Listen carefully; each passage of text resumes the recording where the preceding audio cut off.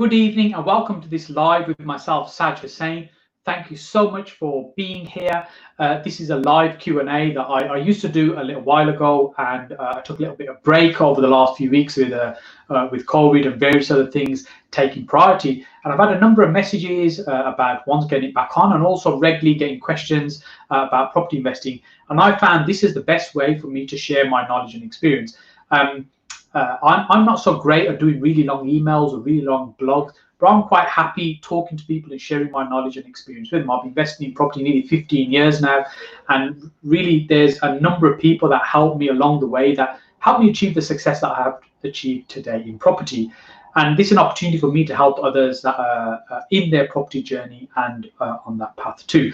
So I'll be on for about half an hour. So any questions you have about property investing, I'll do my very best to answer them for you. I'm not claiming I know everything there is to know about property. Hey, I'm always learning, I'm always improving, but I've accumulated a huge amount of knowledge over the last nearly 15 years now, and I'm happy to share that with you. And the market is constantly changing. It's evolving now from what it was and what it's been over the last few years. So I just finished a Q&A support session with my inner circle mentoring group, and we were talking about the market there and how the agents are really still talking up the market and it's really busy, but actually is that translating into any genuine sales yet? And is the market changing from what it's been previously? So I think there's been a lot of pent-up demand in the market right now. So I'm just going to share a few thoughts with you. First of all, we're live on a number of platforms: Facebook, LinkedIn, YouTube, Instagram. I haven't got Instagram running right now, Twitter. So I think we're on about 4 or 5 platforms. So look, if you've got any questions, put them on platform. Hopefully they'll show up on the screen and I'll be able to answer those for you. I've got a few questions that have been sent across to me on LinkedIn and Facebook Messenger. I'll start with those first. So if I get any questions from you, I'll do my very best to answer those too. So put them in the chat box. So if you could just say a quick hello if you're live and online, so I can see things are working. So I don't have any amazing tech team with me today. I'm in my home office filming this from there on my home. So hopefully this is all working. Now, with the way the market is right now, it seems it's really busy, the property market. Lots of people out there looking at property. The agents are saying things are really busy. As a letting agent, we've been quite busy with our room lets, which is a HMO letting agency. There have been people actively out there looking for rooms and looking to move. Personally, my view is a lot. This is just pent-up demand from the last few weeks. There's been nearly 3 months. People have been sitting at home, not very much going on. And some of those people who were looking to move anyway previously, and now that's been stopped. And now as the market starts to open up, we're coming out of lockdown, people are starting to get out and look at properties again. So I think personally some of it's pent up demand. Also, the other thing to think about is supply and demand.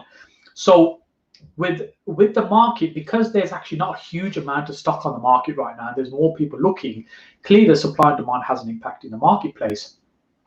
The reality is there are many, many factors within the market that affect the prices of the market, how much activity there is in the marketplace as well.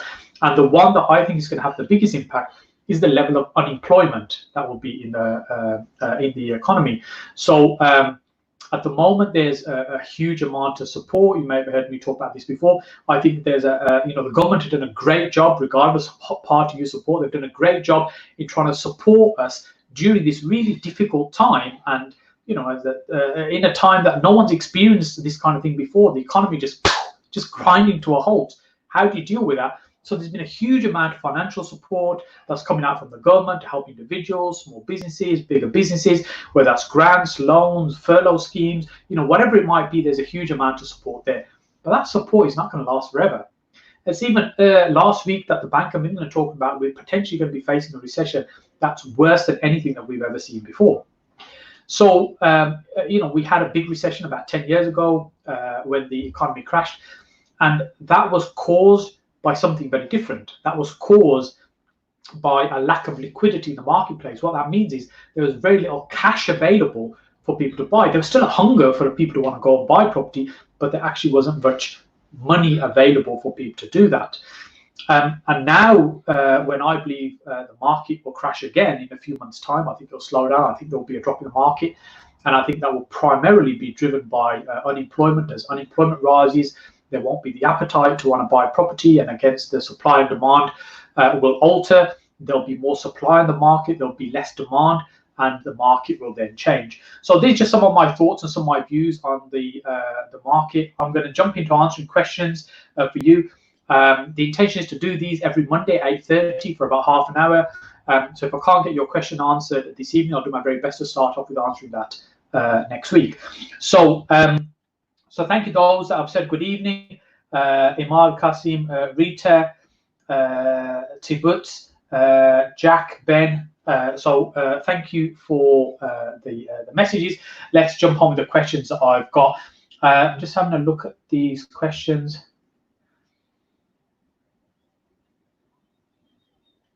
So I've got a few questions that have come up on YouTube, Facebook. What I'll do is I'm going to start with the questions that I had emailed to me or messaged to me rather on social media. First, I'll whiz through those and I'll try and jump on these. So some will be shorter than others, some will be a little bit longer. So the first question is from Kasim P. Mohammed that messaged me on Facebook. And his question was, Saj, I hope you're well. I wanted to ask your thoughts on doing a BRR deal in the current climate. So BRR meaning buy, renovate and refinance. So you purchase a property, you add some value to it and you refinance it and you extract your cash back out of it. And that may be a deal that's got no money left in potentially. Now, they're always a great deal to do. Those are really good deals. Is what I call asset stackers, where you're acquiring property, putting your cash out, and you build up a portfolio in that way. They'll all pay you some cash flow as well. But ultimately, what your big payday will be the increase in value of those properties over time. Now, so as I said, this is always a good strategy, apart from when the market might be a little bit different, as we are facing right now. So personally, my view is, as I said, I think the market's going to crash. And if the market crashes and you're doing a strategy which is based on revaluing the property at its new market value, well, actually, if the prices are falling in the market, you could be in a slightly risky position. So if you are going to follow this strategy, then it's important that you're prepared to leave some money into the deal. Let's say you had a property for £100,000 that you purchased, and you spent £20,000 on it, and now it's worth £150,000.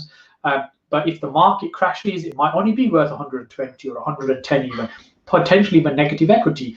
So if you refinance at that point, you are not going to be able to get all the money out of that deal. You're going to be leaving more money in that particular property. So I think it's important that you have that as a backup plan. In terms of if you're not able to extract all the money out, how is that going to work? Also, which method of financing that you're going to use. So if you're using private money, investor money to partner with you, as I do, or if you're using bridging, for example, how you're going to come off that bridge, or is it all your own cash, for instance, in terms of purchase. So these are things that are going to impact your decision around doing a property which you buy, renovate, and then refinance. So next question is from Ihis Uddin. I think I'm doing a terrible job of pronouncing his name, so my apologies in advance. Saj, I hope you well. I managed to scrape together £20,000. I'm looking to finally get into this property market. I'm looking for a lease option, ideally on a shop with uppers. Any commercial, is that enough funds? So when this message was sent to me on Facebook, I said, look, I messaged back and I said, look, this is not a small question to answer in this way, and I'll try and do some justice by answering it on the live. But really, there's many more questions that probably need to be asked before that can be answered, and some of them are around, what is it ultimately that's the objective? What is it you're trying to achieve? So if you're trying to achieve some income from that property, you've got to be thinking about the lease option is just merely a way of controlling that asset. When you control that property, how are you going to extract the profit that you want to from it? So if you're trying to create an income from that particular property, it might be you want multiple units. It may be a couple of flats above a shop, and then you've got a shop. So you've got three units bringing you an income. And ultimately, what is it that you're going to be paying or servicing the potentially the existing mortgages on the property? So it might already have a mortgage on the property, it might have a commercial mortgage. So you're paying a lease each month for that property, plus you've got the right to buy. So during that time that you hold the property, you need to be making some money. So this is why you need to think about what is it ultimately that you're trying to achieve with that. in terms of whether it's a lump sum at the end or whether you're trying to create some income. Because a lump sum at the end could be you taking an empty building, you're adding some value, you're putting some tenants in upstairs into the 2 flats, you're renovating the shop, you've got a tenant that moves in there, now we've got some income, it's worth significantly more than it was, and you're able to sell that property on and you're getting paid at the end. So ultimately it depends, how are you looking to make money from that property? The lease option is just a technique for controlling that particular property, but the question is, how are you looking to make money from it? And of course, if you decide this is the route you want to go down, when you're looking for these type of properties, ultimately you're looking for somebody that's motivated and keen to be able to sell. Now, when I'm speaking to motivated sellers, and particularly in the last recession, when I was quite active doing this, when I was buying property direct from vendors, when I was looking for motivation, I was looking for somebody that's going to be flexible on the price so I can get a better deal for that price, or flexible in terms of the structure of the deal, how we're going to put that deal together. So I'm either looking for flexibility in terms, or I'm looking for flexibility in the price of that particular property. So when we're doing a lease option, really what we're doing, we're getting flexibility in terms of how that deal is going to be structured, how it's going to get paid, when they're going to get paid. So hopefully that helps, adds a little bit of value. Let's try and jump on and answer some of these other questions that are coming through now. Let me see if I can grab the first one. First one's from Rita. Rita's on YouTube saying the law has changed. The law has changed. Have it changed anything for HMOs? So I think what Rita's asking is, has there been any changes in terms of HMOs? I'm in Birmingham, and there's no change in the law as such, apart from Article 4 being rolled out. And what that means is the permitted development rights have been taken away on properties, from changing them to standard family houses, to say a 4-bedroom family house into a 6-bedroom HMO, which previously we could do under permitted development without requiring any planning permission, and now we have to apply for planning before we can do any of those properties because that right's being removed.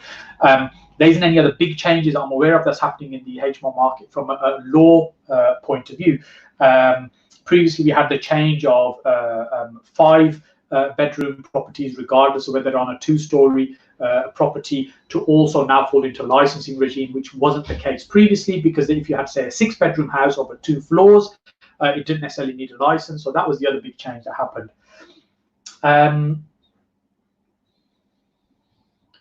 So next questions from Jack on Facebook.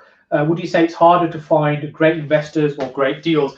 Jack, I think it's a great question. The thing is, you need to be finding both of those all the time. It's like spinning 2 plates. You need to be looking for really good deals, and of course investors that will help you fund those particular deals, whether they're partnering with you or they're lending you the money. So in terms of which is harder, well, neither of them are easy. At the end of the day, property isn't necessarily easy. The strategies are quite simple, but it does require hard work and effort. And you know, if it was so easy, everybody would be doing it.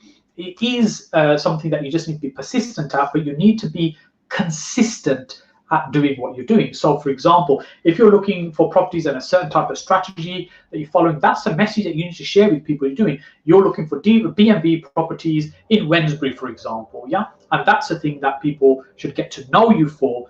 So that's what you do. And then when investors working with you, they know what it is that you're doing. So for a long time, what I did is HMOs and flips. That was my strategy. I mean, I do a number of other things, but that's primarily what I was known for. Now, if you've got a really good deal, you will always find investment for it. So people talk about, you know, if you find a great deal, the money will come and find you. That was a term I was just looking for, which is true to an extent. But you have to be known and be visible in the first place for the money to come and find you. So if you're the world's best kept secret, you might be finding great deals, but nobody knows about it. Isn't going to help. So first of all, you generally have to find very good deals, deals that are attractive. One way to think about it is, if I had a £20 note and I was offering to sell it to you right now for £10, who would want that? You'd all be raising hands up saying, I'll have that, because there's an opportunity for you to make money, right? And this is what it is when you're bringing investors into your deal. You're allowing them to make money from your hard work. So when you're looking for good deals, they have to generally be good deals. That's the first thing. And then investors need to be able to see that you're the person that finds these type of good deals, and they need to have a structure for them to be able to work with you, whether they're lending money for that particular project, or they're going to come in as a partner, or however it's going to work. So I hope that helps, Jack. So let's see if we can scroll down. So Ben and Jerry, great name. What do you think about flats? So it's quite a broad question. So in terms of flats is not really a big part of my strategy, buying individual flats that is. However, if I have an opportunity to buy a block, and I'm not talking about a tower of 300, I'm talking about a block of 3, 4, 5, 8, then I am definitely interested, because I want to control the entire building rather than a portion of that building. The main concern for me in terms of a flat is you don't actually have full control. You've got service charges, ground rents, you've got freeholders you've got to talk to, whether you want to do service accommodation, what happens in the communal areas. All these factors mean you lose a degree of control. And in terms of what you get per square foot as well, particularly where I am, you're better off with houses. Now, it doesn't mean flats don't work anyway. I'm just sharing with you my opinion and my views. And in some places, because the value of property is actually not so easy to get onto the housing ladder in terms of buying a house, flats is the only option. But these are just my thoughts on that. So let's check how we're doing for time. I think we're good. So next question I've got from Nivaz on YouTube. Hi Saj, what's the type of property will be best to be investing in when recession is happen? So recession essentially will be the market starts shrinking. There'll be much less demand for property, which means house prices will fall. And ultimately, I think the best opportunities are those ones where you can buy a significant discount. Those are the ones that you're looking to bag. I mean, in the last recession, one of the best deals that I did is buying a block of 3 flats. We were talking about flats just a moment ago. Buying a block of 3 flats where I paid £75,000 for 3 flats. That's £25,000 a flat. It's crazy. And those particular ones are probably worth about £100,000 each now. So £300,000 for that block. That paid £75,000 for about 10 years ago. So buying something below, significantly below its market value, I think will be the best opportunity. And this isn't about kicking somebody when they're down and snatching a property off them. No, absolutely not. What I'm saying is, because of circumstance, the situation, and there will be much limited demand for property prices will just fall, and it will just be an opportunity to buy if you're not going to buy somebody else's. So let me just put that on its head and talk about the opposite of that. In the auctions right now, if you have a look at the auctions, the prices are going through the roof. Why is that? Because there's many more people trying to buy than there are properties being sold, right? Supply and demand. And that's exactly what will happen in the opposite. When the market crashes, there'll be much fewer people buying, and there'll be much more stock on the market, which is why you have the opportunity to buy these kind of properties. I hope this is useful. Just give me a thumbs up or just kind of let me know on a message that kind of this is making sense. Are you finding it useful? You're still connected?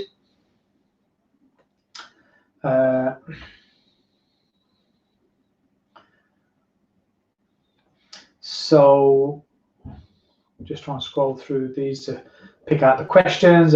Some comments here saying excellent, great. So here we go. So this one's from Dean on Facebook. Saj, as a landlord yourself, would you let a rent-to-rent company rent one of your properties? Great question, Dean, because I've done a lot of rent-to-rents over the time. So probably about 6-7 years ago, I used to teach it actively in terms of rent-to-rent as a strategy. It was less common then. It's much more common right now as a strategy. So would I allow somebody else to take one of my properties on a rent-to-rent? Now, it's an interesting question, because the way I would answer that is it depends. If somebody was taking on the property who I could have confidence in that they were going to look after the property, and it was going to be housed with the type of tenants I was comfortable with, and not ones that are going to be, for example, causing social problems with the neighbours, for instance, and I had confidence that they had the ability to be able to pay each month regardless of the occupancy levels in that property, then I'd be open to having that conversation. Now, I run my own HMO letting agency, and what that means is that we manage quite a big portfolio of properties, so I don't really have an issue around the managing of properties. But the principle of letting somebody else take on my property, yes, I'd be open to that. And why would that be of benefit to me? So ultimately, that's what you got to think about. What's in it for me, right? Or in your case, what's in it for you? Now, the person as a landlord handing this property over, it means I'm not going to get any hassle in terms of I don't have to deal with the day-to-day management, possibly some maintenance as well I don't have to deal with. It means I get a guaranteed payment every month without having to worry about the occupancy levels or the marketing or management fees. So those are the two big reasons why a landlord would allow a property to go out on a rent-to-rent basis. It means they get a guaranteed income and they haven't got the hassle. And there's a number of other factors as well. Sometimes the properties I've taken on, they've been in quite a poor state. It means I've spent some money on them to improve the condition of the property. So the good news for the landlord there has been that actually they get a property eventually back in better condition than when I took it on in the first place. So in fact, I have a rent-to-rent property which we've had probably for about maybe 7 years, which is coming to an end this year that I'll be handing back. And I'll try and do a vlog on that to show what we've done on that property, and it's gone back, or it will be going back in much better condition than we took it on from the landlord initially, and plus we've made a great income from it during the time that we've had it as well. So great question there, Dean. So let me see. These questions are whizzing down, trying to keep up.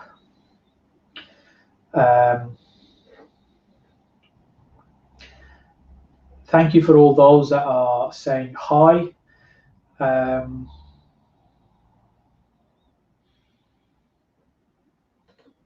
So this person got no name, just says LinkedIn user. Properties may be high at auction, however, there's still gains to be had, hence why people are buying. Yeah, absolutely. I'm not denying that you can't make money from the auction. Personally, right now, I just don't think it's the best strategy.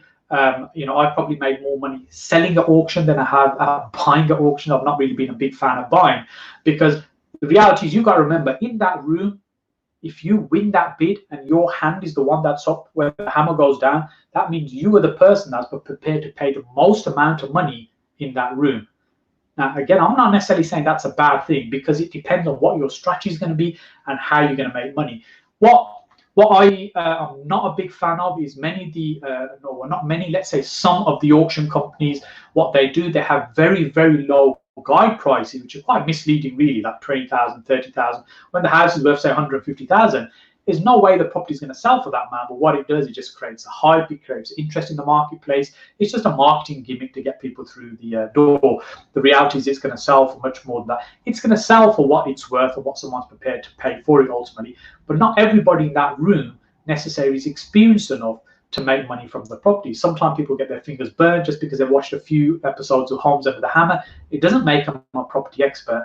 Again, I'm not dissing the fact that you can't make money from the auction. I'm just saying I'm not a big fan of that's the way to make money right now. However, if the market crashes in a few months' time, in 6 months' time, and there's the price is much lower than they are right now, then I can promise you, when you go to those auction rooms, there aren't going to be 200, 300, 400 people there. There's going to be barely 20, 50, 30 people there, as they were in the last recession, and then you'll be picking up some very good bargains.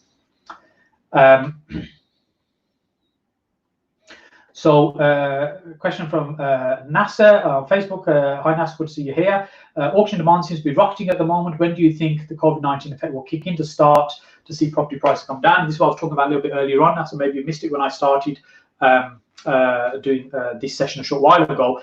My personal belief is the market will crash later in the year, in a few months' time, once all the government support starts to wear off, all the furloughing starts to, the support drops away, and many of these companies won't take the staff back. They won't be able to. Those businesses won't be the same as they used to be before. Unemployment will start to rise, and I think house prices will then start to fall. That's my personal belief. So I've got a question here from Lorraine. So I'm looking to purchase a BMV in a conservation area. We have a problem with large trees in the middle of what would be a lovely off-road drive. Generally, I would like to know on any tips on how to approach the planning officer. I have a chance to make great first impression. So Lorraine, I think one of the first things you need to do is just make sure there's no tree preservation orders, TPOs on the property. You can go to the planning portal and whichever council, I think you messaged me earlier in the week. You're fairly local-ish, so whichever the local council is, jump onto their planning portal, have a look on there, and you should see an overlay for TPOs. An overlay will be you'll have the property map, and there'll be various other things like planning permissions, various other restrictions or things that happen, tree preservation orders. Or if you can't find it there, you can pop into the council. I'm not sure right now with COVID-19, everything happening. Ordinarily, you can go to the council, talk to them, and just to get an understanding of what tree preservation orders might exist on that site. If there's no tree preservation order, then there may be an opportunity to take that tree down. If there is a tree preservation order, I'd say the chances of that tree coming down are exceptionally slim. And then, of course, you mentioned it's a conservation area, so the usual rules don't apply. So it is about talking to planners and just understanding what is it that they want. So it's not about going to them with what you want. It's going to understand them and what they want and what their expectations are for that area, what they'd like to see happen, how they want to see development happen in that area, if at all. And ultimately, it's down to that individual, that conservation officer, and their view and their thoughts on what they want to see happen there. So you want to approach them in that way, trying to understand what their needs are, what they're looking for, what they want to see happen, and really, it's take it from there. So hope that helps. I'm sorry, I'm talking really fast because I'm seeing all these questions whiz up on the screen. I'm thinking I've got to get through them. I've got to get through. So hopefully, I'm not talking so fast that you can't understand what I'm saying. So we've got a few more questions. I don't think I'm going to get all these done, but I'll try and do as many of them as I can. Otherwise, we'll start next week with the ones that maybe we've not finished today. So next one is Tahibut. Apologies about pronunciation. I'm terrible at pronouncing names. Saj, I've been doing some viewings recently on a vacant house which needs some refurb. Makes offers on the base of 50% money back out only. Of course, my offer was rejected, but the agents told me that the offers was far too low and high offers were accepted. I'm kind of upsetting the agents as they are busy right now. I'm not sure what to offer now. What's your thoughts? Is it due to the current market, as you said? Yeah, so my thoughts will be, and this is from the experience of the previous recession, because the market's quite active right now. I'll just take this question off so you can see me on the screen. Just because the market's active right now, like the agents, they're busy. No disrespect to the agents. The agents are busy. They don't get paid a huge amount of money. They get paid for the sale that they do. Their job is just getting that property sold, and that's what they want to do, and that's what they're interested in, right? Now, when the market is much quieter and there isn't much activity, now refer back to the previous recession, kind of 2008, 2009. At that time, when I was out and about talking to agents, I could pop into an agent's, with cakes, donuts, whatever, and I could spend the afternoon there just chatting away with them, sipping tea. Why? The reason I could do that is because the phones weren't ringing and nobody was walking through the door. So it helped build some really good relationships, some great rapport, understanding the market, particularly newer areas. I was still quite early in my journey as well at that time. It meant I get to learn the market, build some good connections. And, fast forward, say, 2018, 19, the same agents, if I went to those, they're too busy. They're very busy. There are a queue of people waiting to try and buy the same properties because the market's booming, right? So right now, we've got this like mini boom happening, which is where the agents are talking up the market, saying, it's really busy, it's really fantastic.